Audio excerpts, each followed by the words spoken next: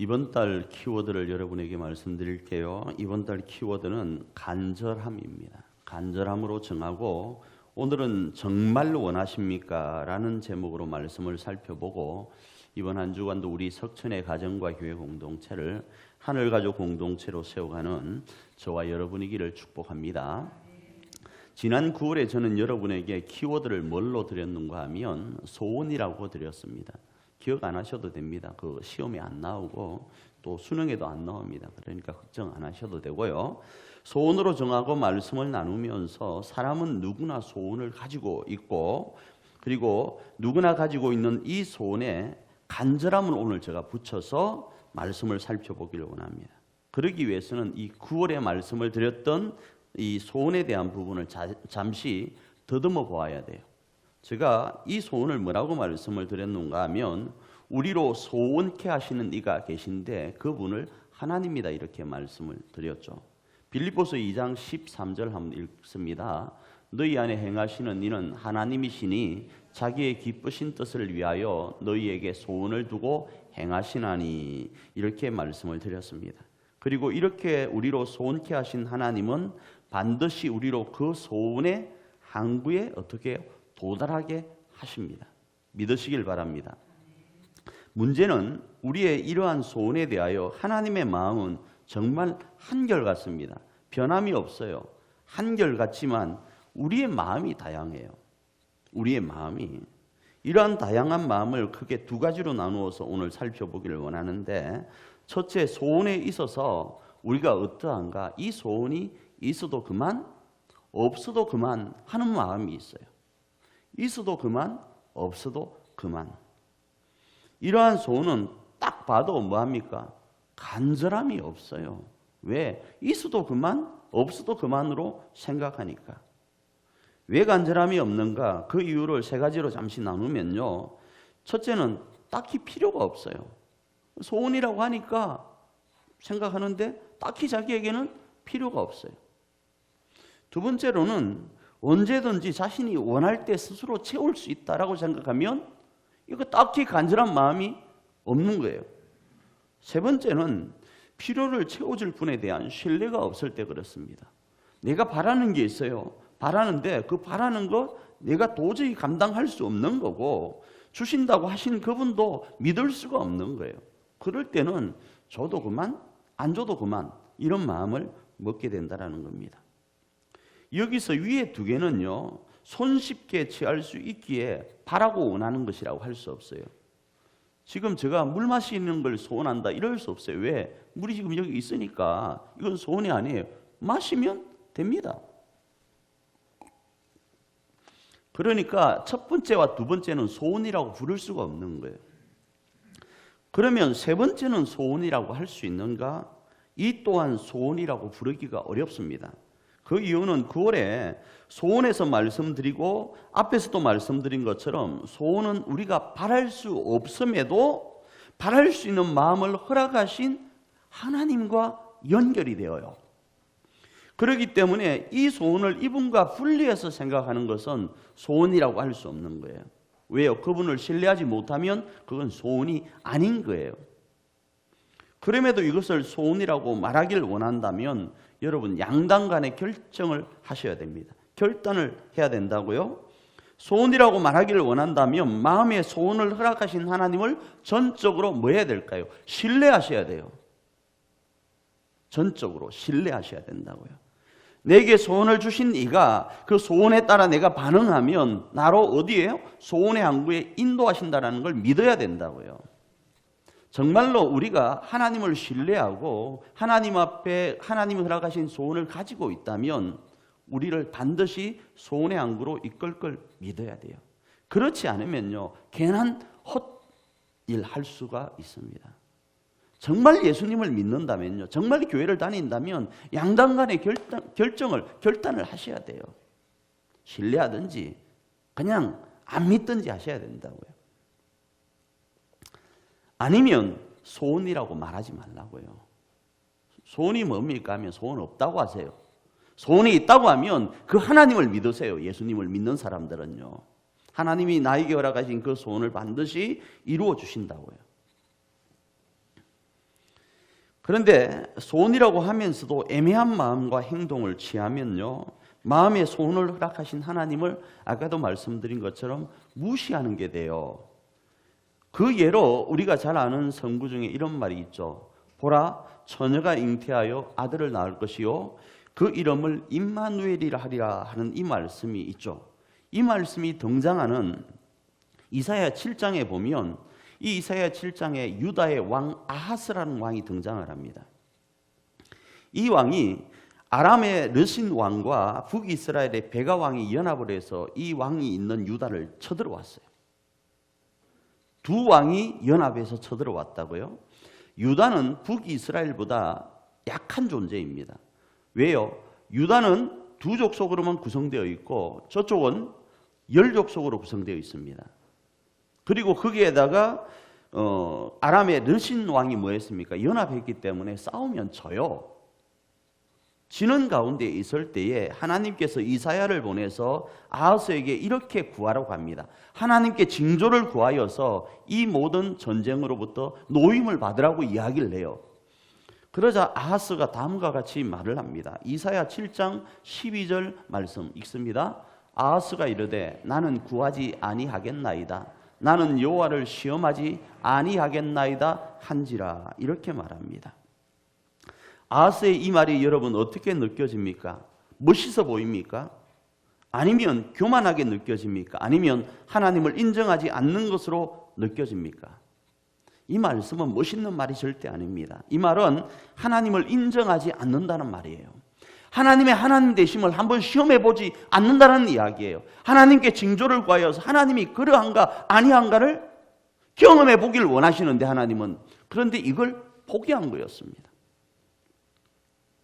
그래서 이사야는 아하스의 이 말이 유다에 대하여 은혜로 오래 참으시는 하나님에 대하여 시험하는 말로 이해하고 아하스 왕에게 단호하게 말합니다. 이사야 7장 13절입니다. 읽습니다. 이사야가 이르되 다윗의 집이여 원하건대 들을지어다. 너희가 사람을 괴롭히고서 그것을 작은 일로 여겨 또 나의 하나님을 괴롭히려 하느냐. 이렇게 말합니다. 그리고 나서 나온 말이 보라 처녀가 잉태하여 아들을 낳을 것인데 그의 이름을 임마누엘이라 하리라. 이 말이 나오는 거예요. 예수님이 출생하시겠다라는 거예요. 결국 이 말씀은 하나님의 진노가 예수님이 오시기까지, 이건 지금 징조잖아요. 처녀가 잉태하여 아들을 낳을 것인데 그 이름을 임마누엘이라 하는 이 징조가 있기까지 너희가 하나님의 은혜로부터 멀어질 거라는 거예요.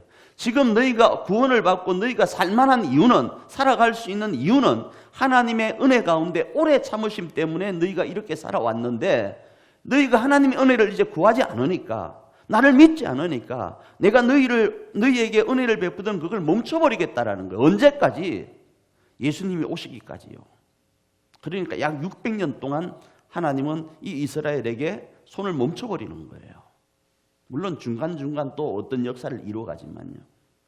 그 징조를 말씀하는 겁니다. 결론은 우리 마음에 소원이 있다면 그 소원은 하나님으로부터 주어졌음을 믿어야 돼요. 그러함에도 이 소원에 대한 간절함이 없는 것은 소원이 아니니까, 그 소원이 네게 뭐냐라고 묻는다면 나는 없다고 하든지 있다고 하면 간절한 마음으로 하나님을 찾아야 돼요.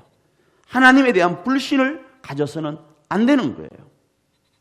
제가 여러분에게 다시 묻겠습니다. 저에게도 마찬가지입니다. 정말 원하십니까? 여러분에게 정말 소원이 있습니까?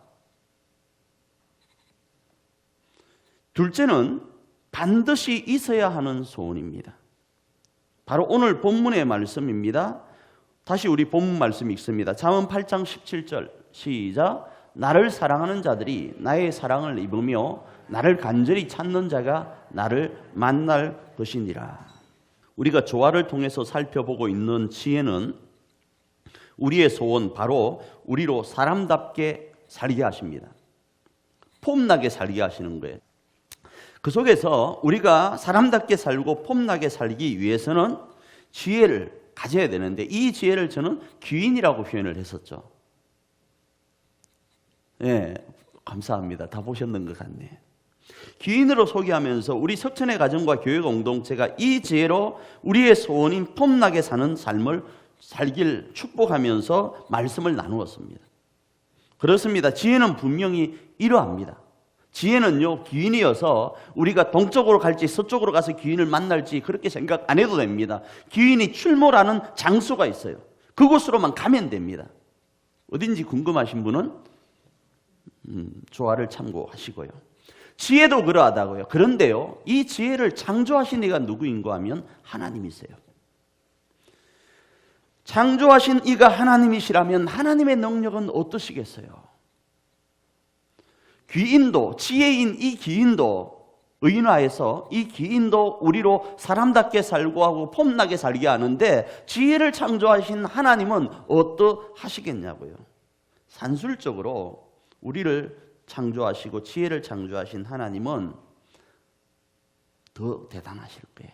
그래서 이 하나님을 우리가 만날 수만 있다면 우리의 지금의 이 모든 근심과 걱정은 끝이에요. 행복은 시작이에요. 저는 저와 여러분에게 이 역사가 있기를 정말 원합니다. 교회는 그런 곳이에요. 그냥 종교생활하듯 연불 외우듯이 하다가 가는 곳이 아니라고요. 그럼 어떻게 할 때 하나님의 이 사랑을 입을 수 있을까요? 하나님을 만날 수 있을까요? 그 방법은요, 먼저 하나님이 우리를 살리려고 자신의 사랑을 우리에게 나타내심을 알아야 돼요. 요한일서 4장 9절입니다. 읽습니다. 하나님의 사랑이 우리에게 이렇게 나타난 바 되었으니 하나님이 자기의 독생자를 세상에 보내심은 그로 말미암아 우리를 살리려 하심이라. 그리고 다음으로 그 사랑을 의지하고 우리의 내면에서부터 하나님을 사랑해 나가는 거예요. 뭘 의지하고요? 하나님이 우리를 사랑하신다. 그게 예수님을 믿는 거예요. 예수 믿고 천국 가자니까 뭘 믿어요? 도대체 뭘 믿냐고요? 십자가에 죽으셨다는 건요? 그러니까 십자가? 예수님을 믿는다라는 게 뭐냐고요? 예수님을 믿는다라는 것은 하나님이 우리를 사랑하신다라는 걸 믿는 거예요. 기인이라는 지혜도 우리가 만나게 되면 우리의 삶이 폼나고 사람답게 살 수 있는데 지혜를 창조하신 하나님을 우리가 만나면 우리가 살만해지고 폼나게 살 수 있으니까 그분을 믿는 거라고요. 근데 그분이 우리를 사랑하신다라는 거예요. 어느 정도로? 자신의 독생자를 세상에 보내실 정도로요. 우리가 폼나게 살 수 있고 사람답게 살 수만 있다면, 그렇게 살 수만 있다면 하나님은 가장 자기가 사랑하는 독생자까지 내어주신다라는 거예요. 이게 믿어져야 돼요. 그리고 이 사랑을 붙들고 하나님이 그러셨대? 그러면 이 사랑을 붙들고 우리 내면으로부터 뭐요? 사랑하는 거예요, 그분을. 그리고 외형적으로는요, 어떻게 해야 되는가? 간절함으로 나아가는 거예요. 그 중에 하나, 나에게 어떤 소원이 있다면 이 소원을 주신 하나님, 이 소원을 주신 하나님을 내가 믿고 하나님 앞에 뭐요? 간절함으로 나아가는 거예요. 여러분에게 지금 어떤 소원이 있습니까? 한번 다시 묻습니다. 정말 그 소원 원하십니까? 그러면요, 좀 간절해 보세요. 우스갯소리로 간이 저릴 정도로 사모해 보세요. 너무 한탄스럽고 너무 간절해서 입에서 소리가 안 날 정도의 간절함이 여러분에게 있냐고요. 여러분의 자녀를 위한 간절함이 정말 있습니까? 그런데 왜 교회 안 나와요? 왜 기도 안 하냐고요? 왜 조화를 안 보냐고요? 왜 주일 말씀을 안 듣냐고요? 코로나 때문에요? 집에서 기도하면 되잖아요. 제가 아는 분은요, 장롱을 하나 비웠답니다. 장롱의 옷을 싹 꺼내고 그 안에 들어간대요. 뭐 하려고요? 숨겨놓은 돈 때문에? 아니요. 기도하려고요. 하나님, 이 민족을 살려주십시오. 코로나로부터. 하나님, 코로나 때문에 우리 가족, 우리 자녀들이 이 장래가 불투명합니다. 어찌하면 좋습니까? 하나님, 내 가족, 내 자식 새끼 살려주십시오 하면서 사람 애들 앞에서 하기는 어려우니까 아빠로서, 부모로서, 엄마로서 좀 거시기 하니까 장롱에다 들어가는 거예요. 그런 간절함이 있어야 된다고요. 있어도 그만, 없어도 그만. 뭐 알아서 되겠지 뭐. 세월 지나면 되겠지 뭐. 이 또한 지나가리라. 이 또한 지나는가요? 이 시간은 지나가요. 근데 그 속에 하나님의 은혜 가운데 소원의 항구로 도달하는 시간으로 지나가야 될 거 아니겠어요? 그러면 뭐 해야 된다고요? 간절해야 된다고요. 폼나게 살고 싶습니까? 사람답게 살고 싶습니까? 여러분의 자녀가, 우리 교회가, 여러분의 삶이 하나님 안에서 복되기를 원하십니까? 그러면 다시 부탁드립니다. 염불내오지 마세요. 교회는 종교생활이 아니에요. 하나님을 믿는 그 믿음을 외형적으로 표현하셔야 된다고요. 하나님은 한 번도 우리를 떠난 적 없이 우리를 사랑하세요. 그거 믿고 내 마음으로부터 그 하나님을 찾는 마음을 외형적으로는 간절함으로 나서야 된다고요.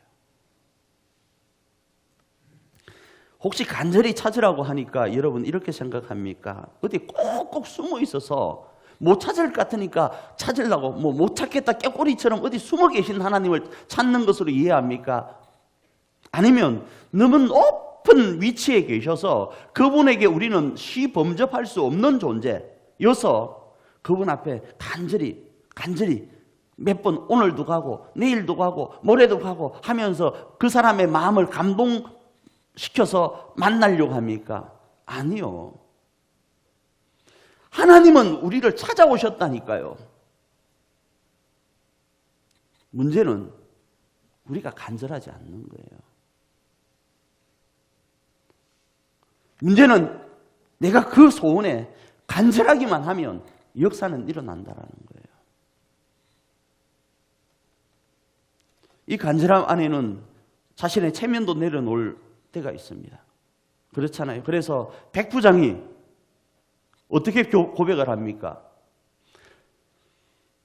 자기 밑에 수하들 100명이 있다는 백부장 100명이 있는데 자기 수하 100명이 있는데 그 수하들에게 이쪽으로 가라 하면 이쪽으로 가고 저쪽으로 가라 하면 저쪽으로 가니까 예수님 우리 집에 오는 건 내가 감당하기가 너무 부담스럽습니다.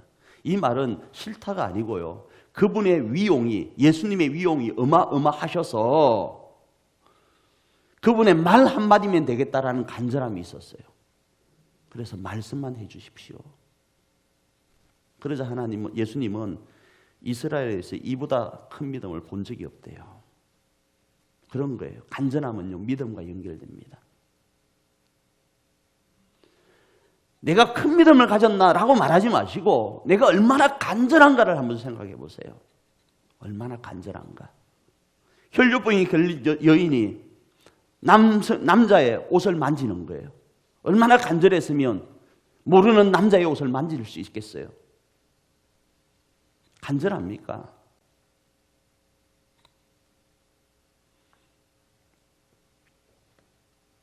그래서 오죽에 있으면 예수님은 이런 표현을 사용하십니다. 마태복음 11장 12절 말씀요. 읽습니다. 세례 요한의 때부터 지금까지 천국은 침노를 당하나니 침노하는 자는 빼앗느니라. 무슨 말씀인지 알죠? 천국은 침노하는 자의 것이에요. 침노가 좀 다르게 침략하는 것으로 이해할 수 있습니다. 그래요. 그렇게 이해하십시오. 어떻게 해요? 빼앗으려고 뭐 하는 사람요? 열심을 내고요. 소원하고요. 욕심을 내는 사람의 것이라고요. 천국은요. 줘도 그만, 안 줘도 그만. 혹시 여러분 그러면 천국 못 갈 수 있어요. 혹시 하나님을 안 믿는 것이 될 수 있거든요. 다시 말씀드립니다. 간절해 보세요. 간절하면 됩니다. 사랑하는 우리 가족 여러분, 여러 말 했지만 정말 두말하기 싫습니다. 오늘 이 시간 저와 여러분 속에 사람답게 살기를 원하는 간절함이 있다면요, 우리 가정과 교회 공동체가 하늘 가족 공동체로 세워지기를 원하는 간절한 소원이 하나님으로부터 주어져 있다면요, 다시 축복합니다. 간절하기를 원합니다. 나라를 위해서도 정말 간절하게 기도하시고요, 교회를 위해서도 간절하게 기도하기를 원합니다. 그리고 이러한 소원에 응답하시는 하나님을 만나기를 정말 제가 간절히 축복합니다. 그래서 제가 정한 건요, 새벽하고 저녁에 무조건 이 단에 엎드리는 거예요. 1시간이라도. 근데 기도 제목이 생각이 안 나요. 왠지 아세요?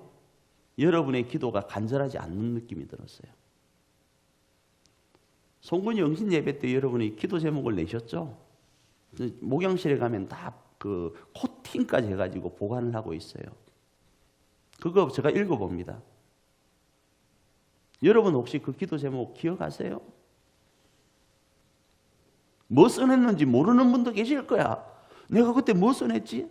그건 간절하지 않는 거예요. 그때 그냥 갑자기 생각나는 거예요. 아, 생각 안 나는 이유가 응답이 됐구나. 그죠? 응답이 됐으면 감사헌금을 내셔야지. 흔한 말로. 감사하셨어요? 그리고 퉁 치고 하나님과 이거 다 끝내고 정산하셨냐고요?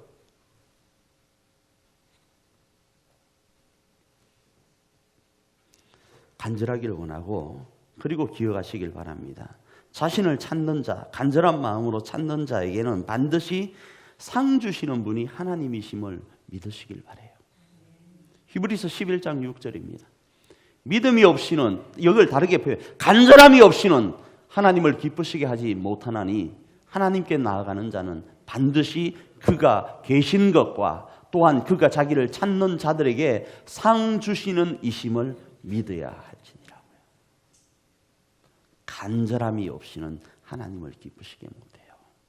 간절함이 없이는 우리의 소원이 성취가 되질 않아요. 이번 한 주간 목마른 사슴이 시냇물을 찾듯이 소원을 주시고 성취케 하시는 하나님을 찾고 찾아서 그분을 경험하고 그분으로 승리하는 저와 여러분 되기를 축복합니다.